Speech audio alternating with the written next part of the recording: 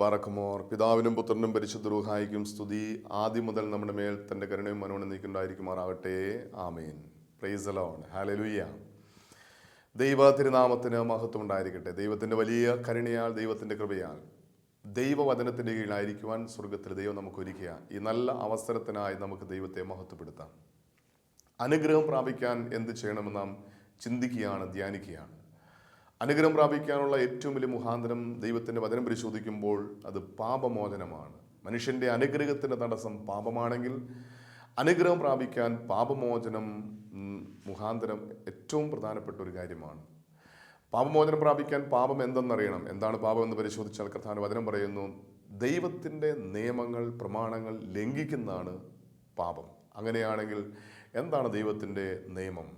പുറപ്പാടിന്റെ പുസ്തകം 20-ാം അധ്യായം 1 മുതൽ വാക്യങ്ങൾ പരിശോധിക്കുമ്പോൾ അവിടെ ദൈവത്തിൻ്റെ നിയമങ്ങൾ എന്താണ്, ദൈവം മനുഷ്യൻ നൽകിയിരിക്കുന്ന കൽപ്പനകൾ, നിയമങ്ങൾ എന്താണെന്ന് ദൈവത്തിൻ്റെ വചനം വ്യക്തമായി വെളിപ്പെടുന്നുണ്ട്. അതിലൊരു നിയമമാണ് ഇന്ന് നാം ചിന്തിക്കുന്നത്. പുറപ്പാടിന്റെ പുസ്തകം 20-ാം അധ്യായം അതിൻ്റെ 16-ാമത്തെ വാക്യത്തിൽ, കൂട്ടുകാരന് നേരെ കള്ളം സാക്ഷ്യം പറയരുത്. കൂട്ടുകാരൻ നേരെ കള്ളസാക്ഷ്യം പറയുന്നത് പാപമാണ്, നിയമത്തിൻ്റെ ലംഘനമാണ്. ദൈവം അരുത് എന്നൊരു കാര്യം പറയുമ്പോൾ അത് ലംഘിച്ചിട്ടുണ്ടെങ്കിൽ അത് പാപമാണ്. അങ്ങനെയാണെങ്കിൽ കഴിഞ്ഞ കാല ജീവിതത്തിൽ എപ്പോഴെങ്കിലും കള്ളസാക്ഷ്യം പറഞ്ഞിട്ടുണ്ടോ? മറ്റുള്ളവരെ തെറ്റിദ്ധരിപ്പിക്കുന്ന രീതിയിൽ നുണ പറയുക, സത്യത്തിന് വിരുദ്ധമായി പറയുക, ഇതാണ് കള്ളസാക്ഷ്യം പറയുക അല്ലെങ്കിൽ കള്ളസത്യം ചെയ്യുക എന്ന് പറഞ്ഞാൽ. പലപ്പോഴും നാം അറിഞ്ഞോ അറിയാതെയോ എത്രയോ പ്രാവശ്യം നമ്മുടെ കഴിഞ്ഞ കാല ജീവിതത്തിൽ നാം കള്ളം പറഞ്ഞിട്ടുണ്ട്, കള്ള സാക്ഷ്യം ചെയ്തിട്ടുണ്ട്, കള്ള സത്യം ചെയ്തിട്ടുണ്ട്. ഇത് തെറ്റാണെന്ന് വ്യക്തമായിട്ട് നമുക്കറിയാം. ഒരുപക്ഷെ നാം ഇത് പറയുമ്പോൾ തന്നെ നമ്മുടെ ഉള്ളിലിരുന്ന് ദൈവത്തിൻ്റെ പരിശുദ്ധാത്മാവ് നീ പറയുന്നത് തെറ്റാണ്, അത് പാപമാണെന്ന് വ്യക്തമായിട്ട് ബോധ്യം നൽകിയിട്ടും ഇത് തിരുത്താൻ കഴിയാത്ത അനേകം വ്യക്തികളുണ്ട്. എന്നാൽ കർത്താവിന്റെ വചനം പരിശോധിക്കുമ്പോൾ ഇത് പാപമാണെന്ന് മാത്രമല്ല, നിത്യനാശത്തിന് കാരണമാകുന്നൊരു പാപമാണ്. വിശുദ്ധ യോഹന്നാൻ ശ്ലീഹ എഴുതിയ രക്ഷാസുവിശേഷം 10-ാം അധ്യായം 10-ാം വാക്യത്തിൽ കർത്താവിന്റെ വചനം പറയുന്നു, കള്ളൻ വരുന്നത് മോഷ്ടിക്കുവാനും കൊല്ലാനും നശിപ്പിക്കുവാനുമാണ്. ഒരു മനുഷ്യൻ്റെ ജീവിതത്തിൽ ഈ കള്ളം പറയുന്ന, കള്ള സത്യം ചെയ്യുന്ന, കള്ളസാക്ഷ്യം പറയുന്ന ഒരു വ്യക്തിയുടെ ജീവിതത്തിൽ ഉണ്ടാകുന്നത് പിശാചിൻ്റെ പ്രവൃത്തിയാണ്. സദൃശ്യവാക്യങ്ങൾ 12-ാം അധ്യായം 22-ാം വാക്യത്തിൽ കർത്താവിന്റെ വചനം പറയുന്നു, കള്ളം പറയുന്ന അധരങ്ങൾ കർത്താവിന് വെറുപ്പാണ്. ദൈവം ഇഷ്ടപ്പെടാത്ത, ദൈവം വെറുക്കുന്ന ഒരു പ്രവൃത്തിയാണ് കള്ളം പറയുക. കഴിഞ്ഞകാല ജീവിതത്തിൽ നാം അറിഞ്ഞോ അറിയാതെയോ കള്ളം പറയുമ്പോൾ ദൈവം എന്തുമാത്രം വേദനിക്കുന്നുവെന്ന് നാം തിരിച്ചറിയണം. കഴിഞ്ഞകാല ജീവിതത്തിൽ അറിഞ്ഞോ അറിയാതെയോ കള്ളം പറഞ്ഞിട്ടുണ്ടെങ്കിൽ, നുണ പറഞ്ഞിട്ടുണ്ടെങ്കിൽ അത് ദൈവസന്നിധിയിൽ അനുദപിച്ച് ഏറ്റുപറയണം. ദാനിയേലിന്റെ പുസ്തകം 13-ാം അധ്യായം 55-ാമത്തെ വാക്യത്തിൽ കർത്താവിന്റെ വചനം പറയുന്നു, നിന്റെ നുണ നിന്റെ തലയ്ക്ക് നേരെ തിരിഞ്ഞടിക്കും. ഏറ്റവും കൂടുതൽ കുടുംബ ബന്ധങ്ങൾ തകരാൻ, കുടുംബ പ്രശ്നങ്ങളൊക്കെ ഉണ്ടാകാൻ ഒരു കാരണം സത്യം മറച്ചു വെച്ച് കള്ളം പറഞ്ഞ് കുടുംബജീവിതത്തിൽ പ്രശ്നങ്ങൾ സൃഷ്ടിക്കുക. പലപ്പോഴും കുടുംബജീവിതം ആരംഭിക്കുമ്പോൾ തന്നെ ഉണ്ടാകുന്ന ഒരു പ്രശ്നമാണ്. പ്രത്യേകിച്ച് വിവാഹ ആലോചനയിൽ പോലും സത്യം മറച്ചു വെച്ച് പലപ്പോഴും വിവാഹാലോചന നടത്തുന്നത് ആ വ്യക്തികളുടെ കുടുംബജീവിതത്തിൻ്റെ തകർച്ചയ്ക്ക് മൂല കാരണമായിത്തീരും. അനേക കുടുംബജീവിതത്തിൻ്റെ തകർച്ചയുടെ മൂലകാരണം പരിശോധിക്കുമ്പോൾ പ്രത്യേകിച്ച് പല വ്യക്തിബന്ധങ്ങൾ ഡൈവോഴ്സിൽ ആയിത്തീരാൻ കാരണം, ഒരു കാരണം ഇതാണ്, സത്യം മറച്ചു വയ്ക്കുക. പ്രത്യേകിച്ചും മാനസിക രോഗമുണ്ടായ വ്യക്തികൾ മാനസിക രോഗം മറച്ചു വയ്ക്കുക, തെറ്റായ വിവാഹ ബന്ധങ്ങളുണ്ടായി അത് മറച്ചു വെച്ചിട്ട് വിവാഹം കഴിച്ചിട്ട് ആ വിവാഹം കഴിച്ച വ്യക്തി ഉപേക്ഷിച്ച് ഒളിച്ചോടുക, അല്ലെങ്കിൽ ലൈംഗികമായ കഴിവുകൾ നഷ്ടപ്പെട്ട വ്യക്തികൾ അത് മറച്ചു വെച്ചിട്ട് കുടുംബജീവിതത്തിൽ പ്രവേശിക്കുക. അവസാനം ഈ സത്യം വെളിപ്പെടുമ്പോൾ വഞ്ചിച്ചു എന്നൊരൊറ്റ പേരിൽ ആ വ്യക്തിബന്ധങ്ങൾ തകർന്നു പോകുന്നതായിട്ട്, അത് അവസാനം ഡൈവോഴ്സിൽ തീരുന്നതായിട്ട് കാണാൻ സാധിക്കുന്നുണ്ട്. ഒരിക്കലും സത്യം മറച്ചു വെച്ച് കുടുംബജീവിതത്തിലേക്ക് കടന്നവരെ കുടുംബജീവിതത്തിൽ പ്രശ്നമുണ്ടാവും. തൻ്റെ തുണ തനിക്ക് തന്നെ തിരിച്ചടിക്കുമെന്ന് തിരിച്ചറിയണം.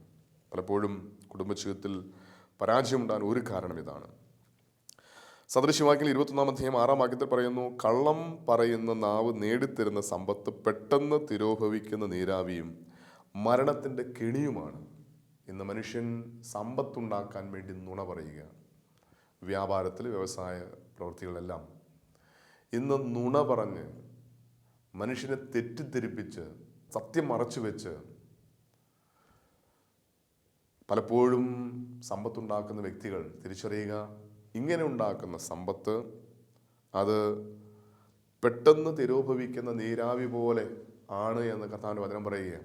അതുകൊണ്ട് നാം ഇല്ലാത്ത കാര്യങ്ങൾ പറഞ്ഞുണ്ടാക്കി അല്ലെങ്കിൽ സത്യം മറച്ചു വെച്ച് നുണ പറഞ്ഞ് എന്തെങ്കിലും സമ്പത്ത് സ്വന്തമാക്കിയിട്ടുണ്ടെങ്കിൽ അത് നമുക്ക് അനുഭവിക്കാൻ കഴിയുകയില്ല, നമ്മുടെ ജീവിതത്തിൽ നഷ്ടപ്പെടുമെന്ന് കർത്താവിൻ്റെ വചനം വ്യക്തമായിട്ട് വെളിപ്പെടുത്തുകയാണ്.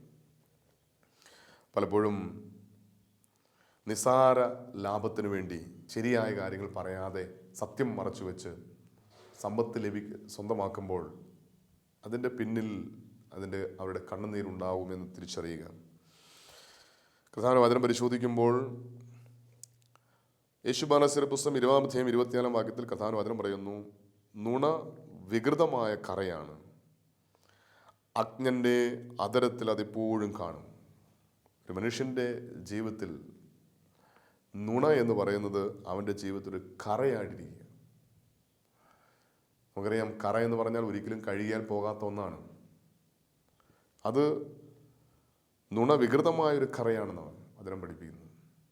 നമ്മുടെ ജീവിതത്തിൽ ഒരിക്കലും മാഞ്ഞു പോകാത്ത, നമ്മുടെ ജീവിതത്തിൽ തന്നെ മറ്റുള്ളവരുടെ മുന്നിൽ വ്യക്തമായിട്ട് വെളിപ്പെടുത്തുന്ന ഒരു പ്രവൃത്തിയാണ് ഈ നുണ എന്ന് പറയുന്നത്. നുണ മറച്ചു വയ്ക്കാനായിട്ട് സാധിക്കുകയില്ല. അത് എപ്പോഴെങ്കിലും സത്യം വെളിപ്പെടും. സത്യം ഒരിക്കലും മറഞ്ഞിരിക്കുകയില്ല. സത്യം എപ്പോഴെങ്കിലും വെളിപ്പെടും. വീണ്ടും കർത്താവിൻ്റെ വചനം പരിശോധിക്കുമ്പോൾ യേശുബാനസിന്റെ പുസ്തകം 27-1 പറയുന്ന കർത്താവിൻ്റെ വചനം പറയുന്നു, നിസ്സാര ലാഭത്തിന് വേണ്ടി പാപം ചെയ്തിട്ടുള്ളവർ ഏറെയുണ്ട്. ദ്രവ്യാഗ്രഹി പലതും കണ്ടിൽ നിന്നടിക്കുന്നു. കല്ലുകൾക്കിടയിൽ കുറ്റി ഉറച്ചിരിക്കുന്ന പോലെ ക്രിയവിക്രയങ്ങൾക്കിടയിൽ പാപം ഉറച്ചിരിക്കുന്നു. പ്രത്യേകിച്ച് ബിസിനസ് ചെയ്യുന്നവർ, ധനം സമ്പാദിക്കാൻ ആഗ്രഹിക്കുന്നവർ നുണ പറഞ്ഞാണോ സമ്പാദിക്കുന്നത്, അതിൻ്റെ പിന്നിൽ പാപമാണ് എന്ന് കർത്താവിൻ്റെ വചനം വ്യക്തമായിട്ട് വെളിപ്പെടുത്തുകയാണ്. വിശുദ്ധ ലൂക്കോസിന്റെ സുവിശേഷം 16 അതിൻ്റെ 10 കർത്താവിൻ്റെ വചനം പറയുന്നു, ചെറിയ കാര്യങ്ങളിൽ വിശ്വസ്തൻ വലിയ കാര്യത്തിലും വിശ്വസ്തനായിരിക്കും, ചെറിയ കാര്യത്തിൽ അവിശ്വസ്തൻ വലിയ കാര്യത്തിലും അവിശ്വസ്തനായിരിക്കും. പലപ്പോഴും ഈ ദൈനംദിന ജീവിതത്തിൽ വിശ്വസ്തതയില്ലാതെ മറ്റുള്ള മുന്നിൽ നുണ പറഞ്ഞ് എന്തെങ്കിലും നേടിയാൽ അതിൻ്റെ പിന്നിൽ തകർച്ചയാണെന്ന് കർത്താവിൻ്റെ വചനം വ്യക്തമായിട്ട് വെളിപ്പെടുത്തുകയാണ്. പലപ്പോഴും ഉപയോഗിക്കുന്ന അല്ലെങ്കിൽ മറ്റുള്ളവർക്ക് നൽകുന്ന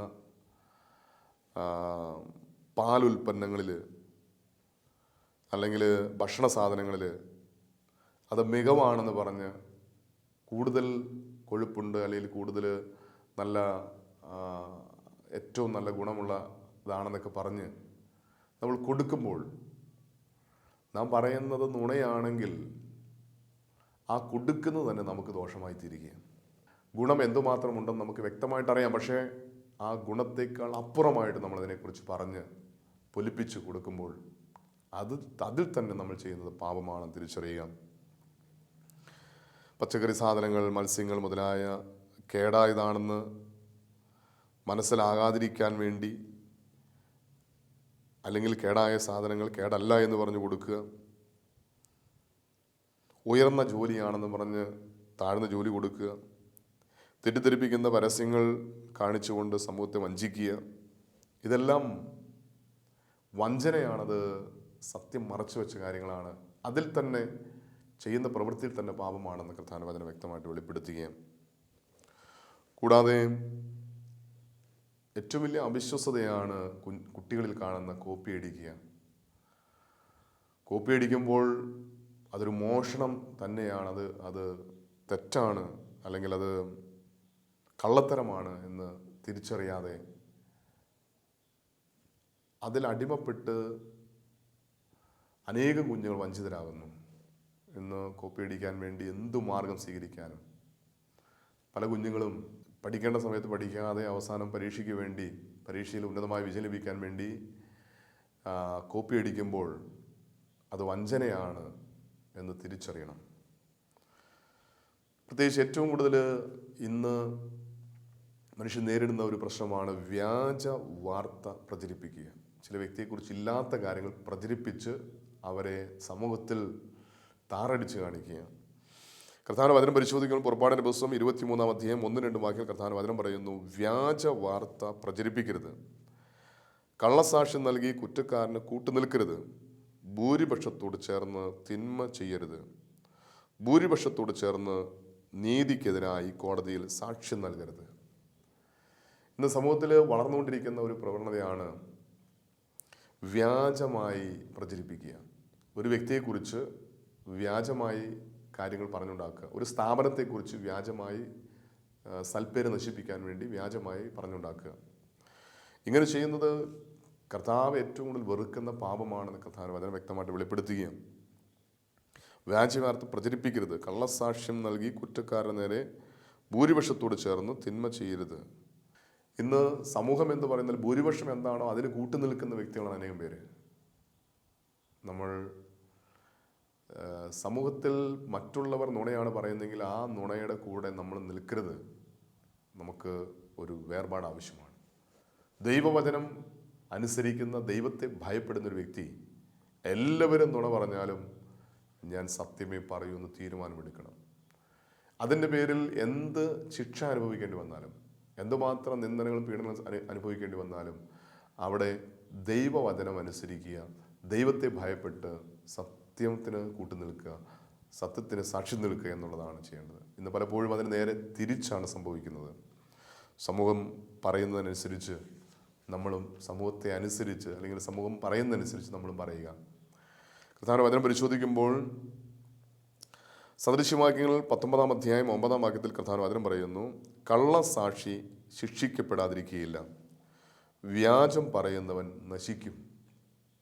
താൽക്കാലികമായ ചില ലാഭത്തിന് വേണ്ടിയാണ്, നന്മയ്ക്ക് വേണ്ടിയാണ് കള്ളസാക്ഷ്യം പറയുന്നത്, അല്ലെങ്കിൽ കള്ളത്തിന് കൂട്ടുനിൽക്കുന്നത്, വ്യാജം പറയുന്നത്. പക്ഷേ അതിൻ്റെ പിന്നിൽ കർത്താവിന്റെ വചനം പറയുകയാണ്, കള്ളസാക്ഷി ശിക്ഷിക്കപ്പെടാതിരിക്കില്ല. ഒരുപക്ഷെ സമൂഹത്തിന് മുന്നിൽ ആ വ്യക്തി രക്ഷപ്പെട്ടാലും ദൈവസന്നിധിയിൽ ശിക്ഷിക്കപ്പെടും. വീണ്ടും കർത്താവിന്റെ വചനം പറയുന്നുണ്ട്, വ്യാജം പറയുന്നവൻ നശിക്കും. അതുകൊണ്ട് കഴിഞ്ഞ കാല ജീവിതത്തിൽ എപ്പോഴെങ്കിലും ഏതെങ്കിലും വ്യക്തി ഞാൻ കള്ളസാക്ഷ്യം നൽകിയത് മുഖാന്തരമായി പീഡിപ്പിക്കപ്പെട്ടിട്ടുണ്ടെങ്കിൽ, ശിക്ഷിക്കപ്പെട്ടിട്ടുണ്ടെങ്കിൽ അനുദപിക്കുക. ആ വ്യക്തിയുടെ അരികിൽ പോയി മാപ്പ് ചോദിച്ച്, ക്ഷമ ചോദിച്ച് രമ്യതപ്പെടുക, ദൈവസന്നിധി അനുദപിച്ച് പാപമോചനം പ്രാപിക്കുക. കോടതിയിൽ കള്ളമൊഴി നൽകി, കള്ളക്കേസ് കൊടുത്ത് പലരെയും ദ്രോഹിച്ചിട്ടുണ്ടെങ്കിൽ അതെല്ലാം അനുതാപത്തോടെ, കണ്ണുനീരോടെ കർത്താവിന്റെ സന്നിധിയിൽ ഏറ്റുപറഞ്ഞ് പാപക്ഷമ സ്വീകരിക്കുക. വചനം പറയുന്നു, ഭാരതീയ പുസ്തകം 5-ാം അധ്യായം 14-ാം വാക്യത്തിൽ പറയുന്നു, കള്ളന് അവമതിയും കപടഭാഷയ്ക്ക് രൂക്ഷമായ ശകാരവും ലഭിക്കും. നാം തിരിച്ചറിയുക, കള്ളം പറയുന്ന വ്യക്തി സമൂഹത്തിൽ അവഗണിക്കപ്പെടും, ദുഷിക്കപ്പെടും. അതുകൊണ്ട് അനുദപിച്ച് ദൈവസന്നിധിയിൽ തിരിച്ചു വരിക. വിശുദ്ധ യോഹന്നാൻ രക്ഷാസുവിശേഷം 8-ാം അധ്യായം 44-ാം വാക്യത്തിൽ പറയുന്നു, കള്ളം പറയുമ്പോൾ സ്വന്തം സ്വഭാവം അനുസരിച്ച് തന്നെയാണ് അവൻ സംസാരിക്കുന്നത്, കാരണം അവൻ നുണയനും നുണയുടെ പിതാവുമാണ്. ഇത് പിശാചിനെ കുറിച്ചാണ് ഇവിടെ കർത്താവായ യേശുക്രിസ്തു വെളിപ്പെടുന്നത്. പൈശാചികമായൊരു സ്വഭാവമാണ് നുണ പറയുക. കാരണം പിശാചിൻ്റെ സ്വഭാവം തന്നെ ഇതാണ്. അവൻ കള്ളം പറയുമ്പോൾ സ്വന്തം സ്വഭാവം അനുസരിച്ച് തന്നെയാണ് അവൻ സംസാരിക്കുന്നത്, കാരണം അവൻ നുണയൻ്റെ പിതാവുമാണ്. അപ്പോൾ കള്ളം പറയുന്ന വ്യക്തി പിശാചിൻ്റെ മക്കളാണെന്ന് കർത്താവായ യേശുക്രിസ്തു വെളിപ്പെടുത്തുകയാണ്. പിശാചിൻ്റെ സ്വഭാവമാണ് ആ വ്യക്തി കാണിക്കുന്നത്. പിശാച് നുണയൻ്റെ പിതാവുമാണ്. അങ്ങനെയാണെങ്കിൽ നുണ പറയുന്ന വ്യക്തി പിശാചിന് അടിമയാണ്, പിശാചിൻ്റെ മക്കളായി തീരുകയാണെന്ന് തിരിച്ചറിയുക. പലപ്പോഴും ഊമക്കത്തുകൾ എഴുതുക, വ്യാജ വാർത്ത പരത്തി പ്രചരിപ്പിക്കുക, പലപ്പോഴും ഇല്ലാത്ത കാര്യങ്ങൾ പറഞ്ഞുണ്ടാക്കുക, അധികാരികളെ സത്യം അറിയിക്കാൻ അവസരം കിട്ടിയിട്ടും അതറിയിക്കാതെ മറച്ചു വയ്ക്കുക, സത്യം പറയാതിരിക്കുന്ന മൂലം മറ്റുള്ളവർ ശിക്ഷ അനുഭവിക്കുക, കാര്യം സത്യമാണെങ്കിലും അതറിയാൻ അവകാശമില്ലാത്തവരോട് പറഞ്ഞത് മൂലം പല കുഴപ്പങ്ങൾ കാരണമായി തീരുക. സത്യത്തിന് കൂട്ടുനിൽക്കാതെ സത്യം മറച്ചു വെച്ച് വ്യാജം പ്രചരിപ്പിക്കുന്നത് പാപമാണെന്ന് കർത്താവ് അതിന് വ്യക്തമായിട്ട് വെളിപ്പെടുത്തുകയാണ്. പാരസ്യര പുസ്തകം 4-ാം അധ്യായം 28-ാം വാക്യത്തിൽ പറയുന്നുണ്ട്, കർത്താവ് വചനം പറയുന്നു, മരിക്കേണ്ടി വന്നാലും സത്യം വെടിയരുത്. ദൈവമായ കർത്താവ് നിനക്ക് വേണ്ടി പൊരുതിക്കൊള്ളും. ചില സാഹചര്യങ്ങളിൽ രക്ഷപ്പെടാൻ വേണ്ടി നുണ പറയുക, കള്ളസത്യം ചെയ്യുക, അല്ലെങ്കിൽ ചെയ്തില്ലെന്ന് പറയുക, രക്ഷപ്പെടാൻ വേണ്ടിയാണ് പറയുന്നത്. പക്ഷേ ഇവിടെ ദൈവത്തിൻ്റെ വചനം പറയുകയാണ്, മരിക്കേണ്ടി വന്നാലും സത്യം വെടിയരുത്. നീ ശിക്ഷിക്കപ്പെടുമെന്ന് വിചാരിച്ചിട്ടാണെങ്കിൽ നീ ശിക്ഷ അനുഭവിക്കാൻ വേണ്ടി സത്യം വെടിയരുത്. ശിക്ഷ അനുഭവിക്കാതിരിക്കാൻ വേണ്ടി സത്യം വെടിയരുത്. നീ ശിക്ഷിക്കപ്പെടും എന്നാണ് നിന്റെ മനസ്സിൽ, എങ്കിൽ പോലും നീ സത്യം പറയണം. അങ്ങനെ പറഞ്ഞാൽ അവിടെ കർത്താവ് വചനം പറയുകയാണ്, ദൈവമായ കർത്താവ് നിനക്ക് വേണ്ടി പൊരുതിക്കൊള്ളും. നീ സത്യത്തിന് കൂട്ടി നിന്നാൽ, സത്യത്തിൻ്റെ നേരെ നിന്നാൽ നിനക്ക് വേണ്ടി ദൈവം പൊരുതിക്കൊള്ളും. പലപ്പോഴും ചില സാഹചര്യങ്ങളിൽ നമുക്ക് രക്ഷപ്പെടാൻ വേണ്ടി, ശിക്ഷിക്കപ്പെടാതിരിക്കാൻ വേണ്ടി സത്യം മറച്ചു വെച്ച് കള്ളം പറയുക. അവിടെ താൽക്കാലികമായി നമ്മൾ രക്ഷപ്പെട്ടാലും പിന്നെ നിത്യശിക്ഷ നമ്മുടെ ജീവിതത്തിലേക്ക് കടന്നു വരികയാണ്. ഈ കള്ളം പറഞ്ഞു, സത്യം ചെയ്തു എന്നുള്ള ഒരൊറ്റ കാരണം കൊണ്ട് നിത്യശിക്ഷ നമ്മുടെ മേൽ കടന്നു വരികയാണ്. അതുകൊണ്ട് നിത്യശിക്ഷ നമുക്ക് ലഭിക്കാതിരിക്കാൻ വേണ്ടി ഇപ്പോൾ നമ്മൾ ശിക്ഷിക്കപ്പെട്ടാലും സത്യത്തിന് മാത്രം കൂട്ടു നിൽക്കുക. പലപ്പോഴും മാതാപിതാക്കൾ വീട്ടിൽ നുണ പറഞ്ഞാൽ അത് കണ്ട് മക്കളും നുണ പറയുന്ന ഒരു സമ്പ്രദായം നമ്മുടെ കുടുംബങ്ങളിൽ കാണുന്നുണ്ട്. ഇന്ന് മക്കൾ നുണ പറയാൻ കാരണം ഇത് മാതാപിതാക്കളിൽ നിന്ന് പഠിക്കുന്നതും അനുകരിക്കുന്നതുമാണ്. പലപ്പോഴും മാതാപിതാക്കൾ പറയുന്ന വാക്കുകൾ കേട്ട് മക്കൾ അത് അനുകരിക്കും. അങ്ങനെ വരുന്ന കുഞ്ഞുങ്ങളെ തിരുത്താൻ ഒത്തിരി ബുദ്ധിമുട്ടാണ്.